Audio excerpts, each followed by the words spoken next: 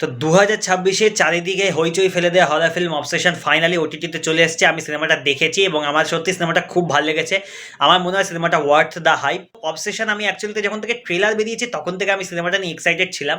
ইন্ডি নেভারিটি যে অবসেশনের নিকি রোল করছে তাকে আমি চিনতাম, ইন দ্য সেন্স তাকে আমি সুপারম্যানের লোয়েসে তার কাজ দেখেছিলাম, and I was excited for the film since the release of the first trailer.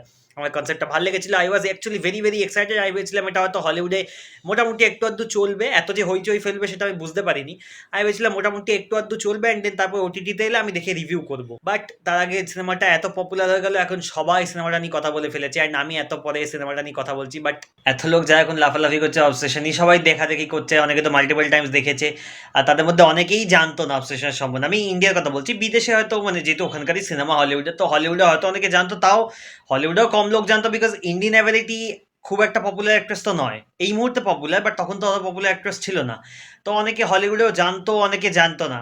ইন্ডিয়াতে কিন্তু সেই অর্থে আমার মনে হয় না খুব বেশি লোক জানতো, এবং ওই যে একটা ট্রেলার দেখার পর এক্সাইটমেন্ট ওটা থাকা, ওই ব্যাপারটা কিন্তু খুব বেশি লোকের ছিল না। হয়তো কিছু লোকের ছিল, বাট ম্যাক্সিমাম সিংহভাগ লোক তারা কিন্তু জানতো না। And যারা জানতো, I was one of them. I was the OG who discovered obsession way back. হ্যাঁ, আমি ট্রেলার অত দেখি না, ট্রেলার রিভিউ করি না, তাই আমি কথা বলিনি। বাট আমি সেটা অ্যাকচুয়ালি বহুদিন, মানে যখন থেকে ফার্স্ট ট্রেলার বেরিয়েছে তখন থেকে আমি সিনেমাটা সম্বন্ধে জানি অ্যান্ড আই ওয়াজ এক্সাইটেড। হ্যাঁ, এবার সিনেমাটা ট্রেলার রিলিজ করার পর যদি আমি ভিডিও করতাম, তখন যদি আমি সিনেমাটা নিয়ে কথা বলতাম, তারপর দেখা যেত রিলিজ করার পরে আনএক্সপেক্টেডলি এত হিট হয়ে গেছে সিনেমাটা, আমার ভালো লাগতো যে আমি ওটা নিয়ে এত আগে থেকে কথা বলেছি দেন সিনেমাটা হিট হয়েছে। সেটা হলে হয়তো আমি খুশি হতাম একটু, but I am happy for the film and I am happy যে লোকে একটা এত ভালো সিনেমা ডিসকভার করেছে এবং সেই সিনেমাটা লোকে এত ভালো করে দেখছে এবং ভালো পপুলারিটি পেয়েছে সিনেমাটা। আন্ডার রেটেড হয়ে থাকবে না সিনেমাটা, মানে 10 বছর পর লোকে বলবে না যে একটা আন্ডার রেটেড ফিল্ম বানিয়েছিল কারি বারকাত, সেটা হবে না। And I am happy for that. And আমি সিনেমাটা অ্যাকচুয়ালি ডিটেলে রিভিউ করেছি। আপনারা যদি রিভিউটা দেখতে চান, এইখানে লিঙ্কে ক্লিক করে ডেফিনেটলি রিভিউটা একবার চেক আউট করে দেখতে পারেন। 11 মিনিট মতো রিভিউ হয়েছে। অ্যান্ড আপনাদের অবসেশন কেমন লাগলো ডেফিনেটলি কমেন্ট করে জানাতে ভুলবেন না।